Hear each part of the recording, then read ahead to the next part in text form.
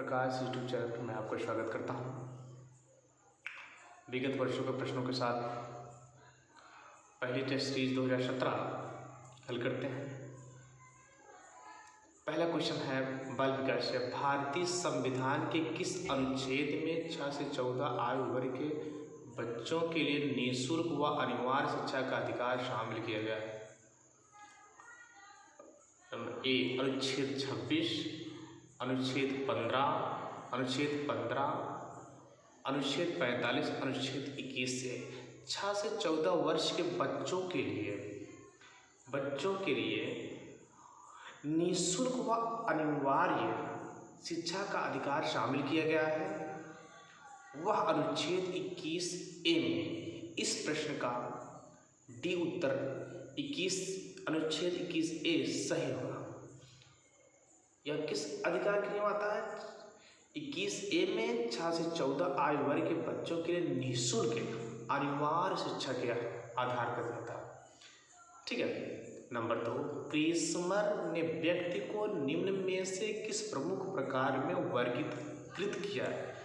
Kretschmer ऐसे व्यक्ति थे, उन्होंने अपने दृश्य व्यक्तिगत को 3 भागों में बांटा था। पहला लंबकाय या कृष्णकाय कहते हैं, दूसरा सुडौलकाय जो पुष्टकाय कहते हैं, और तीसरा गोलकाय जिसे स्थूलकाय कहते हैं। क्रेस्मर 3 भागों में बांटते हैं। इन तीनों में कौन सा इसमें है बच्चों? इसमें तीनों में तीनों दिया है। कृष्णकाय भी दिया है, इसे लंबकाय कहते हैं, और सुडौलकाय जिसे हम पुष्टकाय भी कहते हैं, गोलकाय जिसे स्थूलकाय हम लोग कहते हैं। तो इसमें उपयुक्त सही है, उपयुक्त सभी सही है। तीसरा क्वेश्चन है TET होना चाहिए का उद्देश्य निम्न में से किसका मापन है? बौद्धिक क्षमता, अभिक्षमता, अभिवृद्धि, मूल्य। बौद्धिक क्षमता, अभिक्षमता, अभिवृद्धि, मूल्य। तो TET का उद्देश्य अभिक्षमता का मापन करना होता है।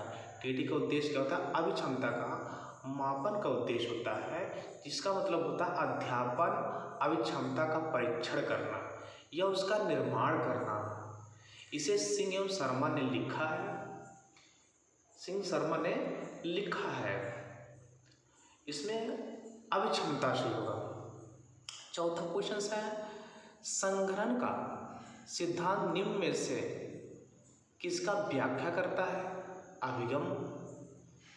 नंबर 2 स्मृति। नंबर 3 प्रेरणा। नंबर 3 क्या हो जाएगा? सृजनात्मक। तो बच्चों संघनन का सिद्धांत क्या होता है? संघनन का सिद्धांत स्मृति से संबंधित है। इसका मतलब होता है हमारे मस्तिष्क के सूचनाओं से संबंधित होता है। यह हमारे मस्तिष्क के सूचनाओं से संबंधित होता है। इसमें स्मृति सही होगा। ठीक है। 5वां, निम्न में से कौन सा शिक्षा मनोविज्ञान की सर्वाधिक व्यक्तिनिष्ठ विधि है? व्यक्तिनिष्ठ विधि है। तो A अंतर्दर्शन, B बहिर्दर्शन, C अवलोकन, D प्रयोगिकरण। तो सबसे पहले जाते हैं हम कौन से शिक्षा मनोविज्ञान की सर्वाधिक व्यक्तिगत निष्ठ विधि अंतर्दृष्टि। इसमें विद्यार्थियों को व्यक्ति के जीवन का हिस्ट्री मतलब इतिहास का निष्कर्ष निकालते हैं। बच्चों के इतिहास का क्या करते हैं? निष्कर्ष निकालते हैं। यह शिक्षा मनोविज्ञान की सर्वाधिक व्यक्तिनिष्ठ विधि है, जो बच्चों को क्या करते हैं? उनके इतिहास के जानकारी को निष्कर्ष निकालते हैं। उनके इतिहास के बारे में जानकर निष्कर्ष निकालते हैं। 6वां क्वेश्चन है, तो इसमें सही होगा अंतर्दर्शन। क्योंकि इतिहास निकालते हैं। छठा, एल्बर्ट बंडूरा निम्न में से किससे संबंधित है? यह कई बार प्रश्नों में पूछा गया है। एल्बर्ट बंडूरा यह सामाजिक अधिगम के सिद्धांत से संबंधित है। बंडूरा तथा वाल्टर ने सिद्धांत 1963 में प्रतिपादित किया था। यह अधिगम सिद्धांत जो हमारे सामाजिक सिद्धांत होता है, अधिगम सिद्धांत होता है, एल्बर्ट बंडूरा ने सामाजिक अधिगम सिद्धांत से संबंधित दो वैज्ञानिक थे, बंडूरा और वाल्टर ने इस सिद्धांत को 1963 ईस्वी में प्रतिपादित किया था। इसमें नंबर 1 दिया सामाजिक अधिगम सिद्धांत, नंबर 2 व्यवहारवादी सिद्धांत, नंबर 3 सी संज्ञानात्मक विकास का सिद्धांत, डी मानव लैंगिक विकास। जैसे कि मैंने बताया, एल्बर्ट बंडूरा ने सामाजिक अधिगम सिद्धांत को संपादित किया था, संबंधित थे, 1963 ईस्वी में दिया था इन्होंने। इससे क्या होगा? पहला ऑप्शन सही होगा, ए सामाजिक अधिगम का सिद्धांत। हमारा 7वां क्वेश्चन क्या है? बहुत पूछा जाता है। अधिगम वक्र में पठार बनता है। नंबर 1 परिपक्वता के कारण, नंबर 2 अप्रेरणा के कारण, नंबर 3 थकान के कारण, नंबर 4 अभिरुचि के कारण। तो अधिगम वक्र में पठार बनता है। सीखने की गति हमेशा एक तरह से नहीं होती है। जैसे हम लोग कोई भी चीज़ सीखते हैं तो एक ही प्रकार से नहीं सीखते हैं। सीखने की गति में कभी तीव्रता भी होती है, कभी कम होती है। कहने का तात्पर्य है, कभी हम तेजी के साथ सीखते हैं, कभी धीमी गति से सीखते हैं। कोई भी चीज़ हो, कोई भी वस्तु हो, यदि उसको हम कोई सीखते हैं तो कभी तीव्र गति से अत्यधिक सीख जाते हैं, कभी मंद गति सीखते हैं। इसलिए अधिगम का वक्र का पठार, तो इसका मुख्य कारण यह होता है थकान के कारण। जब अधिगम अवरोध होता है, रुकावट होता है, तो अधिगम रेखा चित्र में प्रदर्शित करने का पठार जैसी अवस्था होती है, पठार जैसी अवस्था होती है। इसमें सी थकान के कारण, क्योंकि जब हमें थकान सीखते सीखते थकान सी महसूस हो जाती है तो हमारे सीखने की प्रक्रिया में क्या है? रुकावट हो जाती है। तो इसमें क्या सही होगा? थकान के कारण। 8वां क्वेश्चन, दर्पण चित्र परीक्षण जिसको मापने हेतु प्रयुक्त होता है। नंबर 1 अधिगम की गति, नंबर 2 अधिगम अंतरण, तीसरा है सृजनात्मक, चौथा अभिरुचि। दर्पण का चित्र परीक्षण क्या है? किससे मापते हैं? दर्पण का चित्र परीक्षण अधिगम अंतरण को मापने के लिए, अधिगम को अंतरण को मापने के हेतु का प्रयोग किया जाता है। तो इसमें सही होगा बी। 9वां क्लाउड पिक्चर टेस्ट निम्न में से किसके मापन में प्रयुक्त होता है? क्लाउड पिक्चर टेस्ट निम्न में से किसके मापन में प्रयुक्त होता है? देखते हैं। बुद्धि, व्यक्तित्व, अभिक्षमता, अभिरुचि। क्लाउड पिक्चर टेस्ट व्यक्तित्व के मापन में प्रयुक्त होता है। यह प्रेक्षेपी प्रकार का परीक्षण है। कैसा है? प्रेक्षेपी प्रकार का परीक्षण। प्रेक्षेपी, ध्यान से सुनिएगा, क्या है? प्रेक्षेपी प्रकार का परीक्षण। इसमें बी ऑप्शन सही हो, व्यक्तित्व। और हमारा 10वां क्वेश्चन है, निम्न में से कौन सा शेष से भिन्न है? टीईटी, 16पीएफ, रैवेन का परीक्षण, ड्राएमैन परीक्षण। तो दिया, पहले हम जानते हैं क्या टीईटी क्या होता है। 16पी ड्राएमैन परीक्षण व्यक्तित्व परीक्षण है, जबकि रैवेन का परीक्षण अशाब्दिक परीक्षण है। इसमें सी टीईटी और रैनवे का परीक्षण, टीईटी में रैनवे का परीक्षण होता है। इसे तीसरा क्वेश्चन, तीसरा ऑप्शन सही है। आइए, सूझ या अंतर्दृष्टि के सिद्धांत कई बार आता है। अंतर्दृष्टि का सिद्धांत प्रतिपादन किसने किया था? थॉर्नडाइक, गेस्टाल्टवादी मनोवैज्ञानिक, होगार्टी, स्किनर। स्किनर होगा RT, और क्या कहते हैं स्किनर, सूझबूझ का सिद्धांत। तो इसमें होगा अधिगम से संबंधित सूझ या अंतर्दृष्टि सिद्धांत का प्रतिपादक गेस्टाल्टवादी मनोवैज्ञानिक ने किया था, जिसमें कोहलर ने था। इसमें बी ऑप्शन सही होगा, गेस्टाल्टवादी मनोवैज्ञानिक। बच्चों और इसमें एकदम माध्यिका पूछा गया, सॉरी 11वां क्वेश्चन था 7, 8, 9, 10, 11, 12 की माध्यिका। बच्चों इसमें जितने नंबरिंग दिए हैं, कितने क्वेश्चंस हैं, 1, 2, 3, 4, 5, 6 क्वेश्चंस हैं। इससे क्या करते हैं, एक सूत्र होता है n/2वां पद। n क्या होता है, हमारा नंबर होता है। जितनी n मतलब नंबर मतलब क्या होता है, संख्या। जितनी 6 संख्या है n/2 कर देंगे, 6/2 2 तिहाई 6।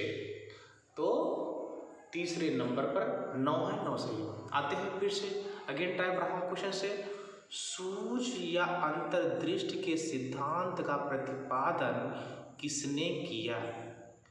मैंने बताया इसमें गेस्टाल्टवादी मनोवैज्ञानिक ने किया था, बहुत फेमस है, बहुत बार पूछा था। 13वां क्वेश्चन, मैकडूगल के अनुसार प्रत्येक मूल प्रवृत्ति से संबंध होता है संज्ञान, संवेग, संवेदना, चिंतन। मैकडूगल के अनुसार संवेग प्रत्येक मूल प्रवृत्ति पर निर्भर होती है और इनकी 14 मूल प्रवृत्तियां हैं, जैसे कि भय, क्रोध, घृणा, वात्सल्य, करुणा, कामुकता आदि चीजें इनकी हैं, आदि चीजें हैं। इसमें बी संवेग सही होगा। 14वां क्वेश्चन है, पूर्व अनुभव के आधार पर संवेदना को अर्थ प्रदान करना कहलाता है संवेदना, प्रत्यक्ष ज्ञान, अप्रेरणा, कल्पना।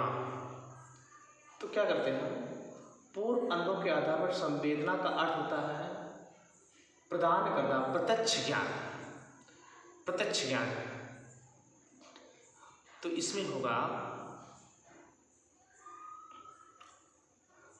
प्रत्यक्ष ज्ञान 20 है।